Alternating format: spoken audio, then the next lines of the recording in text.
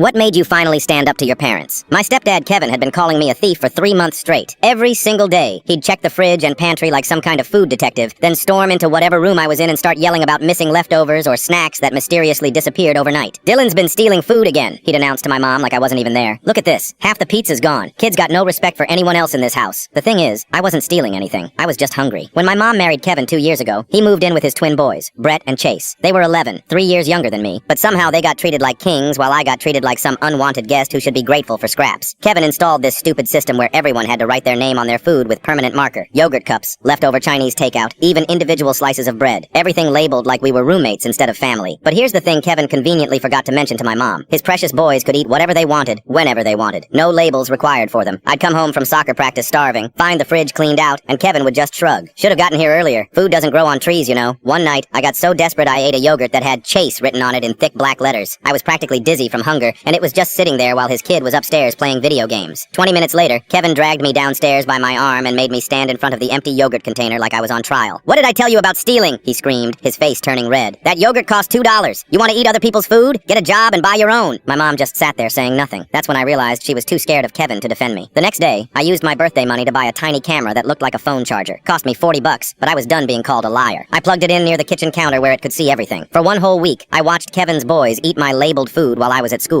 They'd grab my sandwich meat, my cereal, even the dinner I'd saved for lunch the next day. But the worst part was hearing Kevin encourage them. "Eat up, boys," he'd say, watching Brett demolish my leftover pizza. "Dylan's not here anyway. What he doesn't know won't hurt him." On Thursday, Chase literally threw away my entire lunch because he didn't want Dylan to have it. Just tossed a perfectly good sandwich in the garbage and laughed about it. Friday night, Kevin sat me down for another one of his lectures. This time, he'd found an empty bag of chips in my room. Chips that I'd actually bought with my own money from the gas station. "This stops now," he said, waving the bag in my face. "You're grounded until you learn some respect. No soccer practice, no hanging out with friends. Maybe being hungry will teach you not to steal." That's when I pulled out my phone. "Want to see who's really stealing food?" I asked. Kevin's face went from angry to confused. "What are you talking about?" I opened the video app and hit play. Clear as day, there were his boys eating my labeled food while Kevin watched and smiled. 7 different videos of them taking my stuff and throwing it away. But the video that made my mom's face go completely white was the one from Wednesday. Kevin standing at the fridge, deliberately moving my leftover spaghetti to the back so his boys wouldn't see it, then telling them to eat everything else. "Make sure Dylan's stuff is gone before he gets home," Kevin said on the video. "Kid needs to learn his place in this house." My mom watched every single clip without saying a word. When it was over, she stood up very slowly and walked to the kitchen. She came back with a black marker and started crossing out every single label on every piece of food. "Kevin," she said quietly, "pack your stuff." "What? Over this? They're just kids being kids. Get out of my house," she said, louder this time. "Take your boys and get out." Kevin tried to argue, saying I was manipulative and that I'd set him up, but my mom just kept repeating the same thing. "Get out." 2 hours later, they were gone. That night, my mom made me a huge dinner and sat across from me while I ate. She didn't apologize with words, but she didn't need to. The unlocked fridge and full plate said everything. I never went hungry again.